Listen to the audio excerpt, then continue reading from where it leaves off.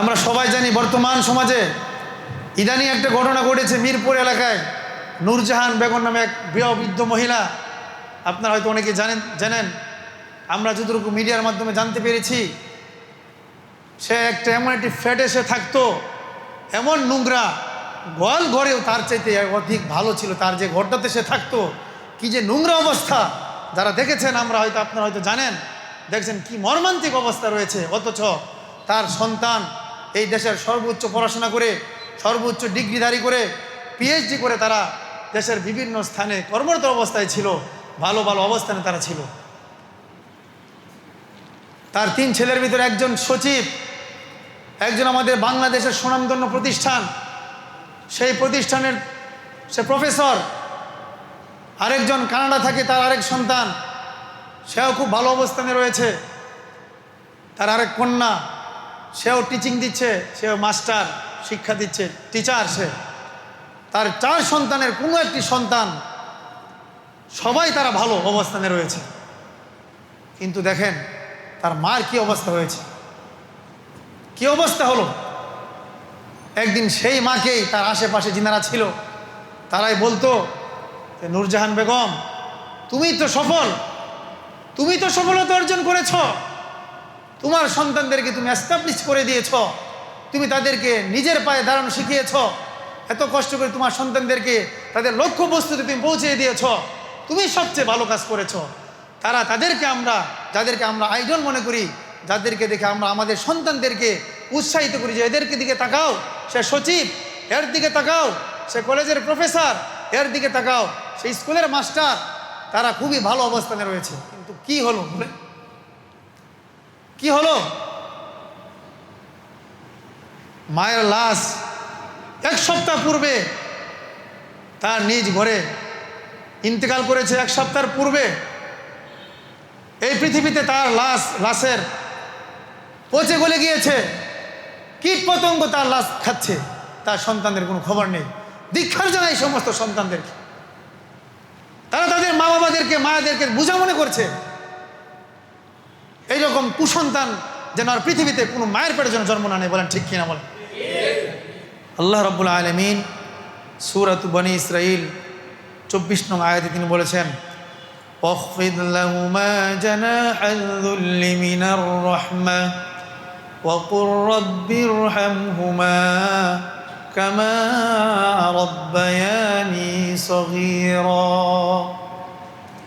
আল্লাহ রাব্বুল আলামিন বলেছেন যে তোমরা তোমাদের মা বাবার সম্মুখে বিনয়ী অবলম্বন করো, নিজেকে তাদের সম্মুখে গুছিয়ে নাও, তাদের সাথে উত্তম আচরণ করো, তাদের সাথে সৎ ব্যবহার করো, এবং মহান আল্লাহ রাব্বুল আলামিনের কাছে তোমরা দোয়া করো, ফরিয়াদ করো যে হে আল্লাহ, আমরা শৈশবকালে যেভাবে আমাদের মা বাবা আমাদেরকে লালন পালন করেছিল, যেভাবে আমাদেরকে তারা দেখাশোনা করেছিল, আপনি তাদের উপর সেভাবে একটু রহম করেন, দয়া করেন, মায়া করেন, এবং আমরাও যেন তাদেরকে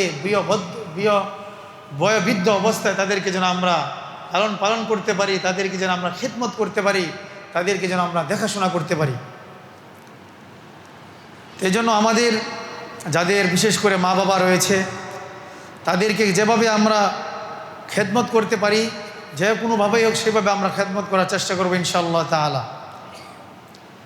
সহিহ বুখারী 5970 নং হাদিসের বর্ণনায় আব্দুল্লাহ ইবনে মাসউদ রাদিয়াল্লাহু তাআলা আনহু বর্ণনায় বলেছেন, আইয়ুল আমালি আহাব্বু ইলাল্লাহি ইয়া রাসূলুল্লাহ সাল্লাল্লাহু আলাইহি ওয়াসাল্লাম।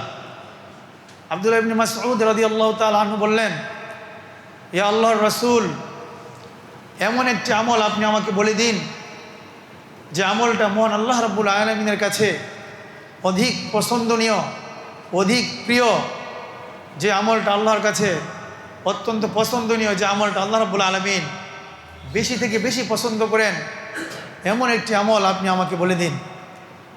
ক্বালা রাসূলুল্লাহ সাল্লাল্লাহু আলাইহি ওয়াসাল্লাম, জনাব মুহাম্মদুর রাসূলুল্লাহ সাল্লাল্লাহু আলাইহি ওয়াসাল্লাম বললেন, আসসালাতু আলা ওয়াক্তিহা, যে তোমরা সময় মতো নামাজ পড়বে, সময় মতো নামাজ পড়বে। প্রথমেই তিনি নামাজের কথা বলেছেন, এক নম্বরে তিনি নামাজের কথা বলেছেন। সময় যখন হয়ে যাবে তখন কালক্ষেপণ করা যাবে না, সময় অন্যদিকে নষ্ট করা যাবে না, সাথে সাথে আমরা যেখানেই থাকি নামাজ আদায় করে নেব। আব্দুল্লাহ ইবনে মাসউদ রাদিয়াল্লাহু তাআলা আনহু বললেন, সুম্মা আইয়ুন ইয়া রাসূলুল্লাহ, হে আল্লাহর রাসূল, তারপর কোন আমলটি রয়েছে যে আমলটি মহান আল্লাহ রাব্বুল আলামিনের নিকট অধিক পছন্দনীয়? ক্বালা রাসূলুল্লাহ সাল্লাল্লাহু আলাইহি ওয়াসাল্লাম বিররুল ওয়ালিদাইন। রাসূলুল্লাহ সাল্লাল্লাহু আলাইহি ওয়াসাল্লাম বললেন, বিররুল ওয়ালিদাইন, যে 2 নম্বর হলো তোমরা তোমাদের পিতা মাতার সাথে সৎ আচরণ করবে, ভালো ব্যবহার করবে। আব্দুল্লাহ ইবনে মাসউদ রাদিয়াল্লাহু তাআলা আনহু বললেন, সুম্মা আইয়ুন? ফাকালা রাসূলুল্লাহ সাল্লাল্লাহু আলাইহি ওয়াসাল্লাম আল জিহাদ ফি সাবিলিল্লাহ। আব্দুল্লাহ ইবনে মাসউদ রাদিয়াল্লাহু তাআলা আনহু একের পর এক 3 বার জিজ্ঞাসা করলেন, ইয়া রাসূলুল্লাহ, সর্বপ্রথম আল্লাহ রাব্বুল আমিন যে আমলটি পছন্দ করেন সে জবাব দিলেন। রাসূলুল্লাহ সাল্লাল্লাহু আলাইহি ওয়াসাল্লাম জবাব দিলেন, 1 নম্বর হলো যে সময় মতো নামাজ পড়া, 2য় নম্বর হলো বিরুল ওয়ালিদাইন, পিতা মাতার সাথে সদাচরণ করা, 3 নম্বর হলো আল্লাহ রাব্বুল আলামিনের রাস্তায় জিহাদ করা। তো প্রথম নামাজের কথা বলেছেন, দ্বিতীয়ত মা বাবার সাথে সদ আচরণ করতে বলেছেন। অনুরূপভাবে মহান আল্লাহ সুবহানাহু ওয়া তাআলা তিনি সূরাত বনী ইসরাঈলের 23 নং আয়াতে এইটাই বলেছেন, আল্লাহ তা'বুদু ইল্লা ইয়্যা ওয়া বিল ওয়ালিদাইনি ইহসানা, যে তোমরা আল্লাহ রাব্বুল আলামিনের ইবাদত করবে এবং অন্য কাউকে শরীক করবে না, তাকে ছাড়া, আল্লাহ রাব্বুল আলামিনকে ছাড়া আর কার উপাসনা করা যাবে না। তার পরক্ষণই বলেছেন আল্লাহ রাব্বুল আলামিন ওয়া বিল ওয়ালিদাইনি ইহসানা, এবং তোমরা তোমাদের পিতা মাতার সাথে সৎ আচরণ করো, ভালো ব্যবহার করো। পবিত্র কালামের ভিতরে মহান আল্লাহ রাব্বুল আলামিন তার ইবাদতের পরে মা বাবার সাথে সৎ আচরণের কথা বলেছেন। হাদিসের ভিতরে জনাব মুহাম্মদুর রাসূলুল্লাহ সাল্লাল্লাহু আলাইহি ওয়াসাল্লাম দ্বিতীয়বার তিনি মা বাবার সাথে সৎ আচরণ করার কথা তিনি বলেছেন। এতে প্রতীয়মান হয়, এতে বোঝা যায় যে মা বাবার খেদমত করা অত্যন্ত জরুরি এবং অপরিহার্য। সহিহ বুখারী 5971 নম্বর হাদিসের বর্ণনায় হযরত আবু হুরায়রা রাদিয়াল্লাহু তাআলা আনহু থেকে বর্ণিত রয়েছেন, তিনি বর্ণনা করেন, একবার এক সাহাবী এসে বললেন যে, ইয়া রাসূলুল্লাহ, মান আহাক্কুন নাস বিহুসনি সুহাবাতি, যে আমার ভালো আচরণ, পৃথিবীতে আমার উত্তম চরিত্র সবচাইতে কার অধিকার যে আমার ভালো আচরণ সে পাবে? সেই ব্যক্তিকে যার বেশি হকদার রয়েছে আমার কাছ থেকে ভালো আচরণ পাওয়ার, ভালো ব্যবহার পাওয়ার, উনি কে? জনাবে মুহাম্মদুর রাসূলুল্লাহ সাল্লাল্লাহু আলাইহি সাল্লাম বললেন, উম্মুকা, যে তোমার মা। সুম্মা আইয়ুন, দ্বিতীয়বার বললেন, ইয়া রাসূলুল্লাহ, তারপর কে? জনাবে মুহাম্মদুর রাসূলুল্লাহ সাল্লাল্লাহু আলাইহি সাল্লাম বললেন, উম্মুকা, তোমার মা। অনুরূপভাবে তৃতীয়বার এই প্রশ্ন করলেন, তৃতীয়বারই জনাবে মুহাম্মদুর রাসূলুল্লাহ সাল্লাল্লাহু আলাইহি ওয়াসাল্লাম তার মার কথা বলেছেন, অর্থাৎ 3 বার বলেছেন মায়ের কথা। সুম্মা আইয়ুন, চতুর্থবার বলেছেন আবুকা, যে তোমার বাবা। তাহলে এখানে মায়েদের গুরুত্ব বেশি দিয়েছেন না কম দিয়েছেন? এই জন্য আমাদের মনটা খারাপ হয়ে গিয়েছে, তাই না? যে মায়ের কথা 3 বার কেন বললেন? আমরা তো পায়ের মাথার ঘাম পায়ে ফেলে সন্তানদেরকে লালন পালন করি, তাদের পড়াশোনার খরচ চালাই, তাদেরকে দেখাশোনা করছি, তা আমাদের কথা চতুর্থবারে কেন আসলো? সেই কথা মহান আল্লাহ রাব্বুল আলামিন সূরাতুল আহকাফ 15 নং আয়াতে আল্লাহ রাব্বুল আলামিন বলেছেন। কেন মায়েদের কথা 3 বার বলেছেন? 3টি কষ্ট মারা কষ্ট করেন, যে কষ্টগুলি বাবাদের দ্বারা কোনোদিন সম্ভব না, বাবারা সেটা কোনোদিন পারবেও না। সেটা কি? আল্লাহ রাব্বুল আলামিন সূরাতুল আহকাফ আয়াত নাম্বার 15 তিনি বলেছেন, হামালাতহু উম্মুহু কুরহা। 1 নাম্বার, হামালাতহু উম্মুহু কুরহা, যে মা পেটের ভিতরে যে সন্তান রাখেন, যখন সন্তান মায়ের গর্ভে আসে, যে কষ্টটা করেন সেই কষ্ট কি বাবা পায়? কি বলেন? সেটা কোনোদিন সম্ভব? সম্ভব না। এক নম্বরে বলা হয়েছে হামালাতহু উম্মুহু কুরহা, মা যে সন্তানকে পেটে ধারণ করেন, যে কষ্ট করেন, যে দুঃখ কষ্টে মায়ের জীবনযাপন যায়, সেজন্য এক নম্বর বলা হয়েছে যে পেটের ভিতর রাখার যে সন্তানের যে কষ্ট। দেখা যাচ্ছে একসাথে সবাই খেতে বসেছে, হঠাৎ করে মা এখান থেকে চলে গিয়েছে, যে শুয়ে পড়েছে, জিজ্ঞাসা করা হলে মা তুমি কেন চলে গেলা? বলে যে তোমরা খাবার খাও, আমি একটু পরে আসছি। মার যে কষ্ট, সন্তান হয়তো পেটের ভিতর লাথি মেরেছে, হয়তো তাকে কোনোভাবে সে আঘাত পেয়েছে, সেই কষ্টের কথা মা বলে না, সেটা তার মনের ভিতর রেখেছে, বাকি তার কাদেরকে বুঝতেও দিচ্ছে না। অনুরূপভাবে রাতের বেলা যখন ঘুমাইতে যায় মা, গভীর রজনীতে মা উঠে যায়, উঠে ছটফট করতে থাকে, এক রুম থেকে আরেক রুমে চলে যায়, একবার বেলকনির দিকে যা, আরেকবার আরেক রুমের দিকে যা। জিজ্ঞাসা করা হলে মা তুমি কেন এদিক সেদিক ঘোরাফেরা করছো? মা বলে আমার একটু সমস্যা মনে হচ্ছে, তোমরা ঘুমাও, আমি চলে আসবো, তোমরা এগুলো নিয়ে টেনশন করো না। এই হলো মা। এক নম্বর গেল এটা। দুই নাম্বার ওয়াদাআতহু কুরহা,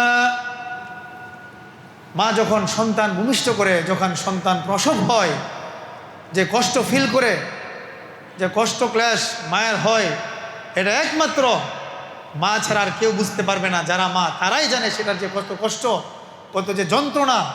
এই জন্য দুই নাম্বার এইটাকে বলা হয়েছে, যখন মা প্রসব বেদনায় যখন কাতরাতে থাকে, যখন সন্তান ভূমিষ্ঠ হয়, এর কষ্ট মা অনুভব করতে পারে। কিন্তু এটা বাবাদের জন্য কোনোদিনই সম্ভব না, এজন্য মাকে প্রাধান্য দিয়েছে।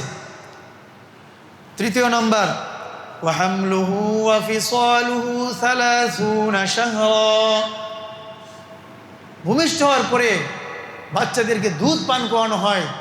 দুধ পান করানোর একটি কষ্ট রয়েছে, একটি যন্ত্রণা রয়েছে, সেটা মা অনুভব করতে পারে, এটা বাবারা কোনোদিন পারবে না। এই তিনটি অত্যন্ত কঠিন কষ্ট মায়ের উপভোগ করে, মায়ের এটার যন্ত্রণা সহ্য করে, এই জন্য একবার নয়, দুইবার নয়, তিনবার মায়েদের কথা বলা হয়েছে। চতুর্থভাবে যা বাবাদের কথা বলা হয়েছে। তাহলে আমাদের কোনো এখানে আর কিছু অভিযোগ আছে? আমরা কি এই সমস্ত কষ্টগুলি করতে পারবো? সম্ভব না। এটা তাদের জন্য আল্লাহ রাব্বুল আলামিন খাস করে দিয়েছে, তাদের দ্বারা এটা সম্ভব, এটা পুরুষের দ্বারা এটা কোনোদিন সম্ভব হতে পারে না।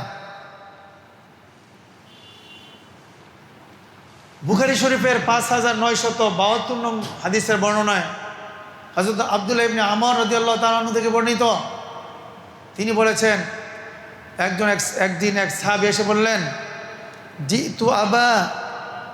জিতু উবাইউকা আলা হিজরাত, ইয়া রাসূলুল্লাহ সাল্লাল্লাহু আলাইহি ওয়াসাল্লাম, আমি আপনার কাছে বায়াত গ্রহণ করতে চাই, আপনার সাথে আমি হিজরতে যেতে চাই। অন্য এক জায়গায় আসছে উজাহিদু, আমি আপনার সাথে জিহাদে যেতে চাই। দুটি বর্ণনা রয়েছে। বুখারী শরীফে হিজরাতের কথা এসেছে।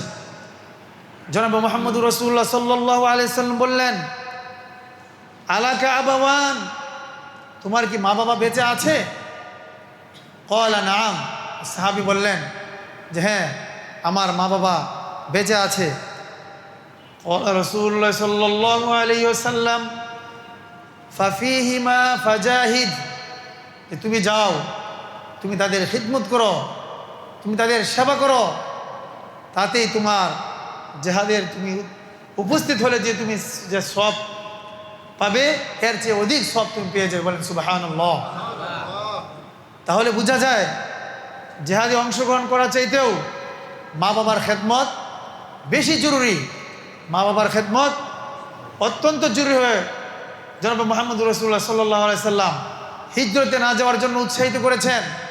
যাদের বয়োবৃদ্ধ মা রয়েছে, বাবা রয়েছে, জিহাদে যাওয়ার জন্য নিরুৎসাহিত করেছেন। তাদেরকে বলেছেন তোমরা বাড়িতে যেয়ে তোমাদের মা বাবার সেবা করো, খেদমত করো, তাহলে তোমরা জেহাদে অংশগ্রহণ করলে যতটুকু সব পেতে তার চেয়ে অধিক সব কি তুমি পেয়ে যাবে। বুখারী শরীফে 5973 নম্বর হাদিসে বর্ণনায় জনাবে মুহাম্মদুর রাসূলুল্লাহ সাল্লাল্লাহু আলাইহি সাল্লাম বললেন, পৃথিবীতে কিছু সন্তান রয়েছে যারা মা বাবাকে অভিশাপ দেয়, মা বাবাকে অভিশাপ করে। উপস্থিত সাহাবে আজমিনা জিজ্ঞাসা করলেন, ইয়া রাসূলুল্লাহ, ইয়া আল্লাহর রাসূল, মা বাবাকে কিভাবে অভিশাপ দেয় সেটা তো আমরা বুঝতে পারলাম না। সন্তান মা বাবাকে কিভাবে অভিশাপ দিবে সেটা একটু যদি খুলে বলতেন তাহলে আমরা বুঝতে পারতাম বিষয়টা কি বা কেমন।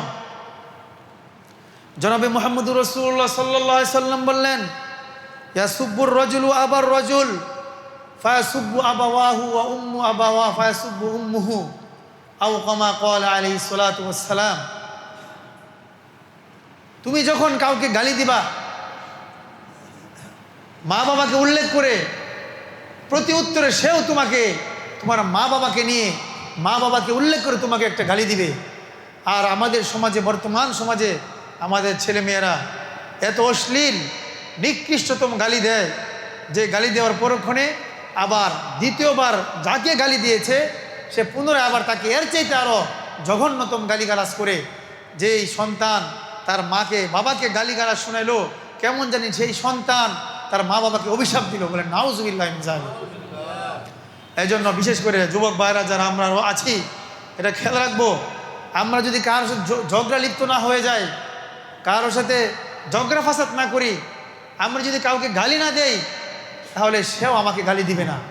আজকে আমার কারণে, আপনার কারণে আমাদের মা বাবাকে প্রতিনিয়ত গালি দেওয়া যাচ্ছে। আমাদের সহপাঠী বা আমার যে শত্রু, যার সাথে আমি, তার সাথে আমার শত্রু রয়েছে, তার সাথে আমি শত্রুতামি করছি, তাকে ক্ষয়ক্ষতি করার জন্য, তাকে ঘায়েল করার জন্য বিভিন্ন ধরনের আমরা গালিগালাজ করে থাকি। এতে কি হয়? আমরা নিজেরা নিজেদের মা বাবাদেরকে অভিশাপ দিচ্ছি। কাজে আমাদের দ্বারা যেন এরকম গালিগালাজ যেন আমরা না করি। সেই গালিগালাজ যদি আমরা নিজেরা করি তাহলে অন্যরাও আমাদেরকে গালিগালাজ করবে। এজন্য আমরা প্রত্যেকেই আমাদের নিজ ঘরে আমাদের সন্তানদেরকে শিক্ষা দিব, যাতে করে কারোর সাথে ঝগড়া ফাসাদ না লেগে যায়, কারোর সাথে যেন গালি না দেয়, মন্দ কথা যেন না বলে।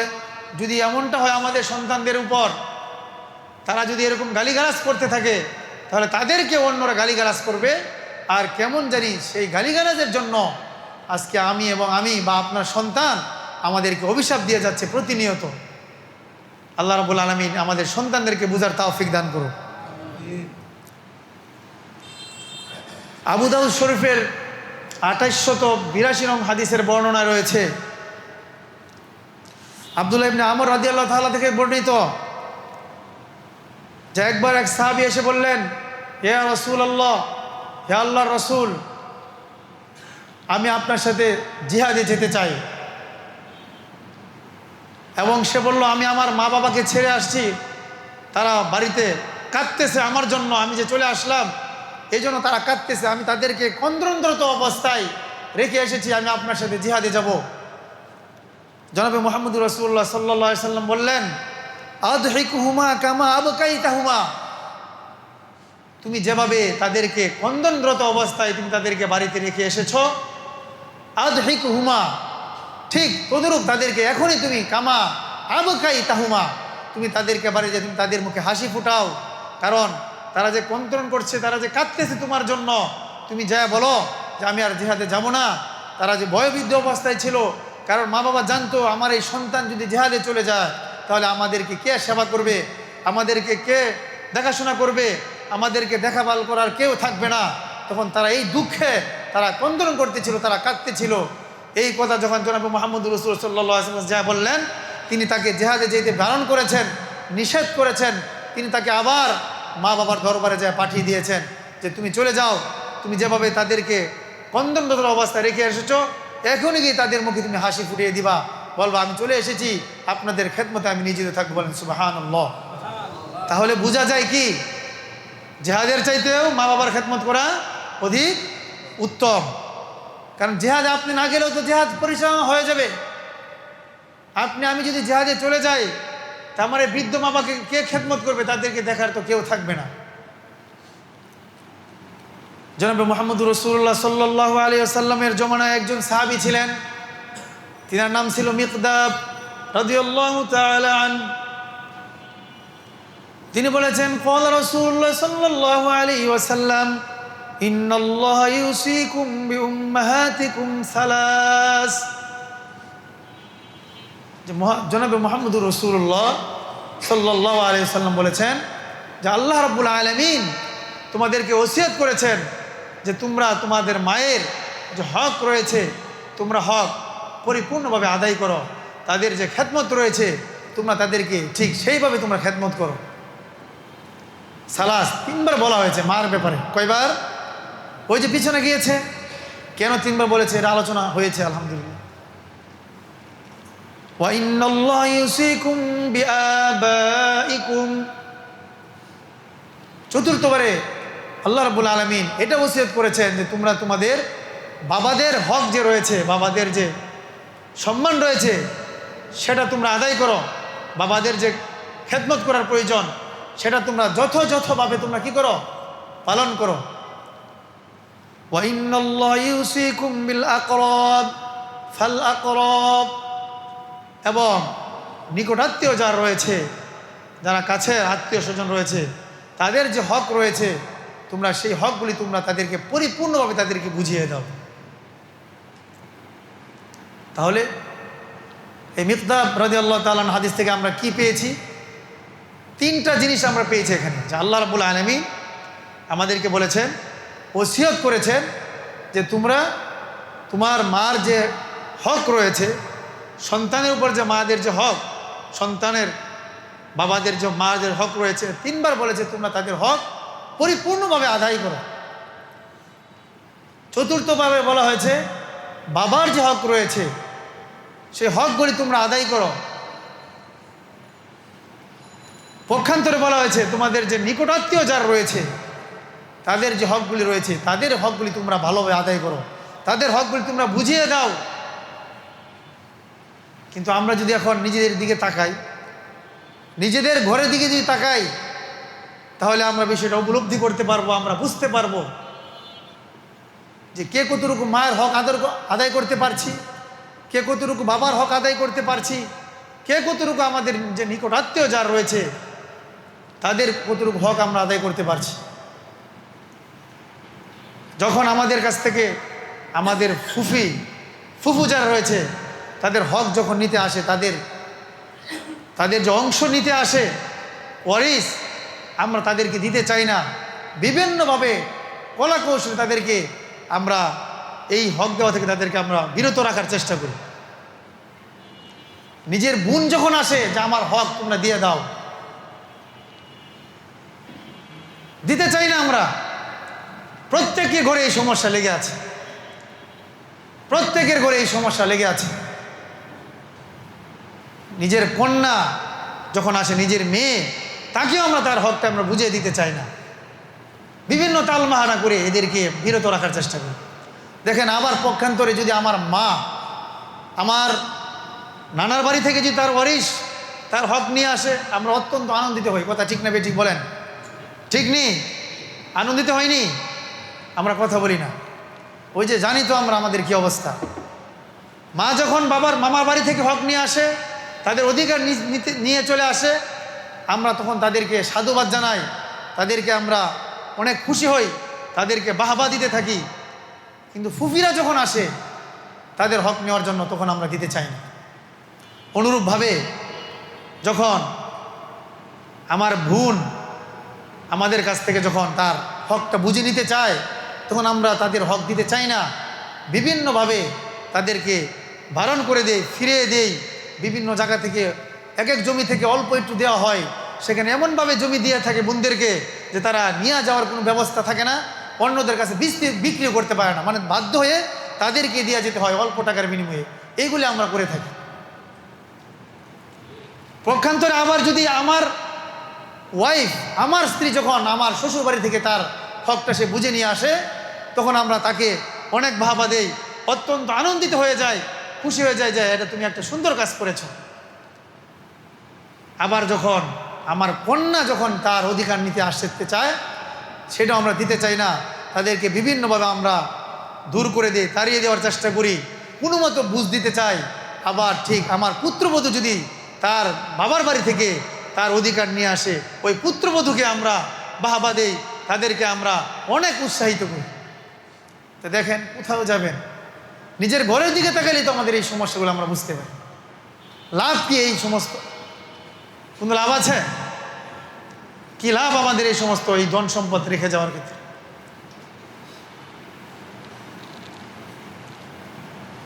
আমরা সবাই জানি বর্তমান সমাজে ইদানিং একটা ঘটনা ঘটেছে মিরপুর এলাকায়। নূরজাহান বেগম নামে এক বৃদ্ধ মহিলা, আপনারা হয়তো অনেকে জানেন, আমরা যতটুকু মিডিয়ার মাধ্যমে জানতে পেরেছি, সে একটা এমন একটি ফ্ল্যাটে সে থাকতো, এমন নোংরা, গোয়াল ঘরেও তার চাইতে অধিক ভালো ছিল। তার যে ঘরটাতে সে থাকতো, কি যে নোংরা অবস্থা!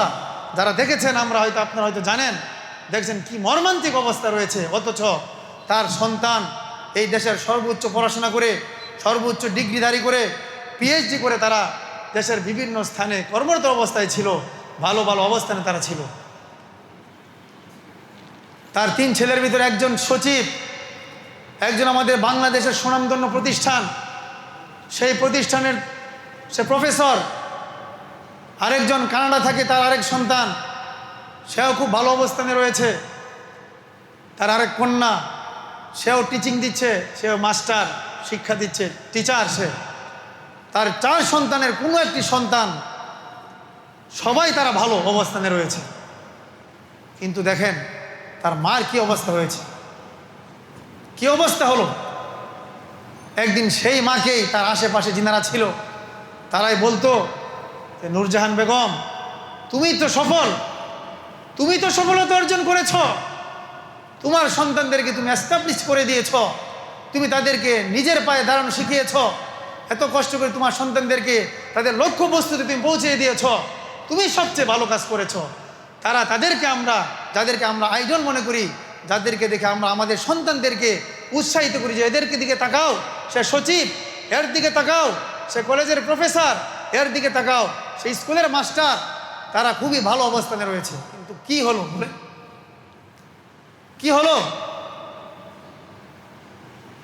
মায়ের লাশ 1 সপ্তাহ পূর্বে তার নিজ ঘরে ইন্তেকাল করেছে। 1 সপ্তাহের পূর্বে এই পৃথিবীতে তার লাশের পচে গলে গিয়েছে, কীট পতঙ্গ তার লাশ খাচ্ছে, তার সন্তানদের কোনো খবর নেই। ধিক্কার জানাই এই সমস্ত সন্তানদেরকে। তারা তাদের মা বাবাদেরকে, মায়েদেরকে বোঝা মনে করছে। এইরকম কুসন্তান যেন আর পৃথিবীতে কোনো মায়ের পেটে যেন জন্ম না নেয়। বলেন ঠিক কিনা বলেন? কেন হবে এমন সন্তানদের অবস্থা? মাকে কম কষ্ট করেছে তাদের পড়াশোনার জন্য? এই মায়ের কি দোষ ছিল? এই মায়ের কি অপরাধ ছিল? তাদেরকে শিক্ষা দেওয়ার জন্য রাত দিন পরিশ্রম করেছে সেই মা। আর সেই মায়ের অবস্থা কেন এমনটা হলো? আমরা আর কি দেখবো পৃথিবীতে? বলেন কি দেখবো? এটাও কি দেখার বাকি ছিল? আর কি দেখতে চায় আল্লাহ জানে। আর যে কি স্বপ্নে কি দেখবো আমরা, আল্লাহ তাআলাই ভালো জানে।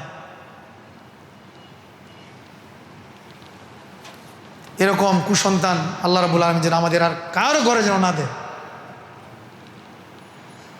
এত পড়াশোনা করে কি লাভ হইল? শিক্ষা দিয়েছে তাদেরকে, কিন্তু আদর্শ মানুষ করতে পারলো না। শুধু আলেম হইলে হবে না, মুফতি সাহেব হইলে হবে না, সচিব হইলে হবে না, প্রফেসর ইঞ্জিনিয়ার হইলে হবে না। তাদেরকে আসল মানুষ, আদর্শ মানুষ হিসেবে গড়তে হবে আমাদের সন্তানদেরকে। অন্যথায় এই নূরজাহান বেগমের যে অবস্থা হয়েছে, আমাদের পরিণত ঠিক তেমনই হবে। আমি সবাই যে খারাপ আমি তা বলি না। আমি জানি অনেক উচ্চ ডিগ্রিধারী তারা রয়েছে, তাদের মা বাবাদেরকে অনেক শ্রদ্ধা করে, অনেক সম্মান করে। অনেক পিএইচডিধারী, অনেক অফিসার আমাদের সাথে যোগাযোগ করে ফোনে জানার চেষ্টা করে, হুজুর আমরা মা বাবাদেরকে সেবা কিভাবে করতে পারি, কিভাবে সেবা করলে তাদেরকে হক আদায় হবে, এরকম অনেকে জানার চেষ্টা করে।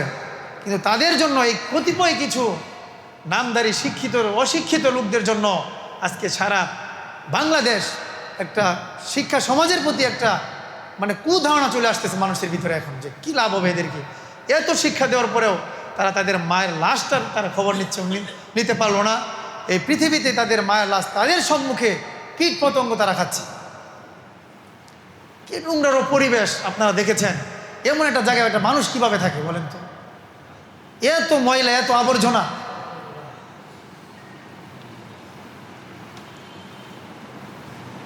আল্লাহ রাব্বুল আলামিন আমাদের সবাইকে বোঝার তৌফিক দান করুন। তবে যেটা বলতে চেয়েছিলাম, সকলেই খারাপ নয়। অনেক পিএইচডিধারী, অনেক অফিসার, তারাও মা বাবার সেবা করে, অনেক ভালো লোক রয়েছে। শুধু খালি মাদ্রাসায় পড়লে যে তারা ভালো সেবা করবে তা কিন্তু নয়। সে যেখানে শিক্ষা গ্রহণ করুক, মাদ্রাসা, স্কুল, কলেজ, ইউনিভার্সিটিতে, তাকে আদর্শ শিক্ষা দিতে হবে, তাকে আদর্শ মানুষের মতো মানুষ করে গড়ে তোলার চেষ্টা করতে হবে। শুধু শিক্ষা দিলে হবে না। শিক্ষা দিতে হয়। নূরজাহান বেগম তার ছেলেকে দিয়েছিল, তার মেয়েদেরকে তার শিক্ষা দিয়েছিল। শিক্ষার পরিণতি লাস্টে কী হলো বলেন? এটা কি তার প্রাপ্য ছিল? আল্লাহ রাব্বুল আলামিন এদেরকে দেখে আমাদের কিছু শেখার দরকার, আমাদেরকে বোঝার দরকার। তো মা বাবার কিছু হক রয়েছে। মা বাবার জীবদ্দশায় যাদের মা বাবা জীবিত আছে তাদের প্রতি কি হক রয়েছে? সন্তানের জীবিত অবস্থায় 7টি হক রয়েছে। কয়টি? ভালো করে খেয়াল করেন সকলেই, বিশেষ করে যুবক ভাইরা যারা আছো, ভালো করে খেয়াল করো। মা বাবা জীবিত থাকা অবস্থায় তাদের প্রতি 7টি হক রয়েছে সন্তানদের উপর।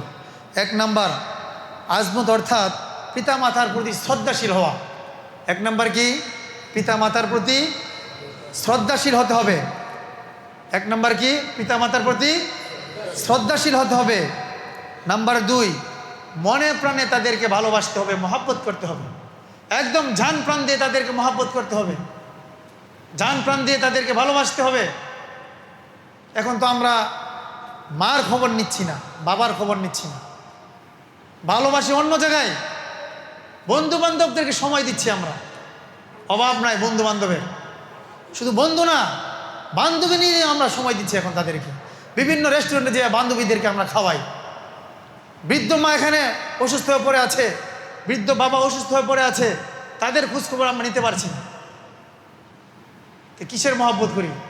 মা বাবাদেরকে মহব্বত করি আমরা? মহব্বত করা যেখানে প্রয়োজন সেখানে করি না, অন্য জায়গায় আমরা মহব্বত করি, অন্য জায়গায় আমরা ভালোবাসতেছি।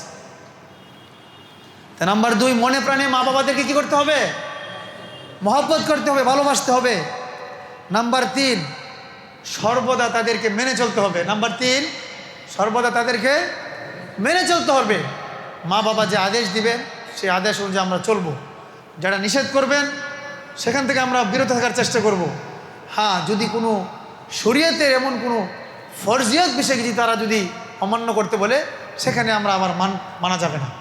যেটা ফরজ, নফলের ক্ষেত্রে সমস্যা নেই, মানা যাবে। কিন্তু যেটা ফরজিয়ত আমার উপর, আপনার উপর আল্লাহ রাব্বুল আলামিন প্রদত্ত অর্পিত হয়েছে, এরকম যদি কোনো নির্দেশ, এটা কোনো মা বাবা দিবে না যে তুমি নামাজ পড়তে যেও না। এটা কি কোনো মা বাবা বলবে? তুমি নামাজ পড়ো না, তুমি কোরআন তেলাওয়াত করো না, এটা কি কোনো মা বাবা বলবে? মা বাবারা কি এমন? এখন এই মা বাবা এরকম না, কোনো সময় ছিল না, এখনও নাই, ভবিষ্যতে হবে না। নাম্বার 4, তাদের খেদমত করতে হবে। তাদের কি করতে হবে? খেদমত করতে হবে, নিজেদের সাধ্য অনুযায়ী তাদের খেদমত করতে হবে। খেদমতে যেন কোনো প্রকার কমতি না হয়। নাম্বার 5, তাদের জরুরত পূরণ করতে হবে। মা বাবার যে জরুরত রয়েছে, তাদের কি চাহাত রয়েছে, তাদের কি চাহিদা রয়েছে, এই বিষয়গুলো আমাদের দেখে শুনে তাদের এই চাহিদাগুলো আমাদের কি করতে হবে? পূরণ করতে হবে। নাম্বার 6, তাদেরকে সর্বদাই আরাম পৌঁছানোর চেষ্টা করতে হবে। সর্বদা আমাদের ফিকির থাকতে হবে যে তারা কিভাবে কষ্ট না পায়, তারা কিভাবে আরাম পায়, তাদেরকে কিভাবে একটু ভালো রাখা যাবে, সেই রকম চিন্তা চেতনা আমার করতে হবে। নাম্বার 7, নিয়মিত তাদের দেখাশোনা করতে হবে, তাদেরকে সাক্ষাৎ করতে হবে। এখন ঘটনাক্রমে আপনি হয়তো মা বাবার সাথে থাকতে পারছেন না, চাকরির সুবাদে হোক, ব্যবসায়ের সুবাদে হোক, আপনি হয়তো একটু দূরে থাকছেন। তারপরেও মাঝে মাঝে এসে কি করতে হবে? মা বাবার সাথে দেখা সাক্ষাৎ করতে হবে, তাদের ভালো মন্দ খোঁজখবর নিতে হবে। এই 7টি কাজ হলো মা বাবা জীবিত অবস্থায় 7টি কাজ করতে হবে। এটা তাদের হক, মা বাবার হক জীবিত অবস্থায় কয়টি? 60টি। মৃত্যুর পর আছে আরও 60টি হক। ভালো করে শুনেন, এগুলি খেয়াল রাখতে হবে আমাদের। আমরা কেউ যেন নূরজাহান বেগমের ছেলে সন্তানের মধ্যে যেন আমরা না হয়ে যায়। মৃত্যুর পর 60টি হক রয়েছে মা বাবার প্রতি সন্তানের। নাম্বার 1, তাদের মাগফিরাতের জন্য দোয়া করতে হবে। 1 নাম্বার কি বলা হয়েছে? মাগফিরাতের জন্য দোয়া করতে হবে। না, আমরা তো শুধু খালি উলামায়ে কেরামদেরকে দিয়ে দোয়া করাই, নিজেরা দোয়া করতে পারি না কেন ভাই? আমার মার জন্য, আমার বাবার জন্য আমি হাত তুলে দোয়া করতে পারি না? আমার মার জন্য, আমার বাবার জন্য, যে আমার মন থেকে যে একটা দোয়া আসবে, অন্তঃস্থল গভীরতা থেকে যে একটা ভালোবাসা আসবে, এটা কি অন্য কোনো মানুষের আসবে? এই জন্য নিজেদের মা বাবার জন্য নিজেরা দোয়া করব। উলামায়ে কেরামদের, হক্কানি উলামায়ে কেরামদেরকে দিয়ে দোয়া করাবো, নিষেধ নাই। তবে আমি চেষ্টা করবো আমার মা বাবার জন্য আমি নিজেও করব, হক্কানি উলামায়েদেরকে যেন আমরা তাদেরকে যেন দোয়া করাইতে পারি, এটা হচ্ছে খেয়াল রাখবো। সবচেয়ে উত্তম হলো নিজেদের মা বাবার জন্য নিজে দোয়া করা। এটা সবসময় চেষ্টা করতে হবে যে মাগফিরাতের জন্য তাদের জন্য কি করতে হবে? দোয়া করতে হবে, 1 নাম্বার। নাম্বার 2, সব রেসানি করতে হবে। কি করতে হবে? সব রেসানি করা। সব রেসানি কীভাবে করতে হবে? আপনি কোরআন তেলাওয়াত করলেন, একটু একটা সূরা পড়লেন, যেটাই পারেন সেটা, একটু জিকির আজকার করলেন, নফল নামাজ পড়লেন, দান খায়রাত করলেন, মা বাবার নামে দিয়ে দিলেন যে আল্লাহ আমি 5টা টাকা দান করলাম, এই 5টা টাকার যে সওয়াব হবে এটা যেন আমার মা বাবার কবরে চলে যায়। এইগুলি চিন্তা তো আমার মাথায়, আপনাদের মাথায় থাকতে হবে। তাহলে মা বাবা কবরে শুয়াও আপনার জন্য দোয়া করবে এবং তারা শান্তি পাবে যে আমার জন্য আমার সন্তান সব রেসানি করছে, কোরআন তেলাওয়াত করে সেই সবটুকু আমাকে দিচ্ছে, আমার আমল নামায় আমার জন্য বক্সায় দিচ্ছে। তারা সেখানে শুয়ে শুয়েও তারা দেখতে পারবে। নাম্বার 3, তাদের সাথী সঙ্গী ও আত্মীয় স্বজনের সঙ্গে সম্মান করতে হবে। মা বাবার যে সাথী সঙ্গী রয়েছে, আত্মীয় স্বজন রয়েছে, তাদেরকে কী করতে হবে? সম্মান করতে হবে। আপনি যদি মা বাবার যেন সাথী সঙ্গী যারা রয়েছে, আত্মীয় স্বজন রয়েছে, তাদের সাথে খারাপ আচরণ করা যাবে না। তাহলে তারা কষ্ট পাবে কবরে শুয়েও যে আমার সাথী সঙ্গীদেরকে তারা, আমার সন্তানরা খারাপ ব্যবহার করতেছে, এটা যেন কোনোভাবেই যেন না হয়। সদা সর্বদা আমরা এটা খেয়াল রাখবো। নাম্বার 4, সাথী সঙ্গী এবং আত্মীয় স্বজনদের সবসময় কী করতে হবে? সাহায্য সহযোগিতা করতে হবে। মনে করেন আপনার বাবার সাথে আপনার এক বন্ধু ছিল, বাবার বন্ধু, সে হঠাৎ করে একটা বিপদে পড়ে গিয়েছে, তাকে আপনি হেল্প করেন। টাকা দিয়েই হেল্প করা শুধু এটা হেল্প না, বিভিন্নভাবে সাহায্য সহযোগিতা করতে পারেন। বিপদে পড়ছে, আপনি তাকে একটু বুঝ দেন, তো বলেন যে আঙ্কেল কোনো সমস্যা হবে না, ইনশাল্লাহ আমরা আপনার পাশে আছি, আপনি ধৈর্যহারা হবেন না। এরকমভাবে তাদেরকে আমরা বুঝাইতে হবে, যাতে আমার মার বান্ধবী তাদেরকেও আমাদের বুঝাইতে হবে। তারা কোনো বিপদ আপদে পড়লে, মা ইন্তেকাল করেছে, আপনার মা থাকলে আপনার মার পিছনে খরচ করা হইতো না, বাবা বেঁচে থাকলে তার পিছনে আপনার খরচ হইতো না, এই খরচটা আপনি তার মা বাবার সঙ্গী সাথী যারা রয়েছে তাদের পিছনে আপনি ব্যয় করতে পারেন, সমস্যা নেই। নাম্বার 5, ঋণ পরিশোধ এবং আমানতদারিতা যদি আপনার মা বাবার কাছে থেকে থাকতো, তাহলে এই যেমন ঋণ যদি থাকে কেউ কারো কাছে, তাহলে কি করতে হবে? এই ঋণ পরিশোধ করতে হবে। এবং আপনার মা বাবার কাছে যদি কেউ আমানত রেখে যেত বা থেকে থাকে, সে আমানত আপনার কি করতে হবে? পূর্ণ করতে হবে। কারণ মা তো ইন্তেকাল করেছে, বাবা তো ইন্তেকাল করেছে, এখন হককারীটা আপনার উপর হক না আপনাকেই। এখন আমরা সমাজে অনেক সময় দেখি, অনেক সমাজে এটা দেখা যায়, আপনাদের সমাজে হয়তো নাও থাকতে পারে, মাইয়াদের লাশ সামনে নিয়ে বলে, সন্তান বলে যে আপনারা যে যে পান আপনি বলবেন, আমি ইনশাল্লাহ সেটা দেয়া দিব। কিন্তু এমনও হয় 3 বার 5 বার 10 বার বলার পরেও এই যে হক রয়েছে সন্তান সেটা আদায় করে না, চেষ্টাও করে না। এখানে সবার সম্মুখে একটু বক্তৃতা দিল যে মা বাবা, আমার বাবার কাছে যদি কেউ পেয়ে থাকেন আমি সেটা দেয়া দিব, এটা দেখানি কথা হলো তো, এটা তো আল্লাহকে সন্তুষ্টের জন্য হলো না। অতএব আমাদের মা বাবা যদি কাহারও ঋণ ফিন থেকে থাকে, আমরা সকলেই আজকে আমরা প্রতিজ্ঞা করি যেন আমাদের মা বাবার জন্য কোনো ঋণ থাকলে যে বাবাই হোক ভাই, কষ্ট করে হলেও যেন আমরা ঋণটা কি করতে পারি? দিয়ে দিতে পারি, পরিশোধ করে দিতে পারি। নাম্বার 6, শরীয়ত সম্মত যদি ওসিয়ত করে যায়, শরীয়ত সম্মত যদি সেটা হয়ে থাকে, যদি কোনো ওসিয়ত করে যায় থাকে, তুমি এই ওসিয়তটা, আমি একটা তোমাকে ওসিয়ত করে গেলাম আমার সন্তানদেরকে, আমি তো মরে যাচ্ছি বা মরে যাওয়ার পরে তোমরা এই ওসিয়তটা পূর্ণ করবা, যদি সেটা শরীয়ত সম্মত হয়ে থাকে তাহলে কি করবেন? ওসিয়ত পূর্ণ করবেন। নাম্বার 7 নাম্বার হলো মাঝে মাঝে তাদের কবর জিয়ারত করতে হবে। কি করতে হবে? মাঝে মাঝে তাদের কবর কি করতে হবে? জিয়ারত করতে হবে। এই জীবদ্দশায় 60টি আর মৃত্যুর পরে 60টি হক রয়েছে মা বাবার। আমরা সকলেই এই 60টি হকের প্রতি খেয়াল রাখবো। আল্লাহ রাব্বুল আলামিন আমাদের সকলকে মা বাবার প্রতি যথেষ্ট যতটুকু শ্রদ্ধা এবং সম্মান করা দরকার, যতটুকু খেদমত করার দরকার, ততটুকু যেন আমরা করতে পারি, সেই যেন পণ প্রতিজ্ঞা নিয়ে আল্লাহ রাব্বুল আলামিন যেন আমাদেরকে সেই তৌফিক দান করেন।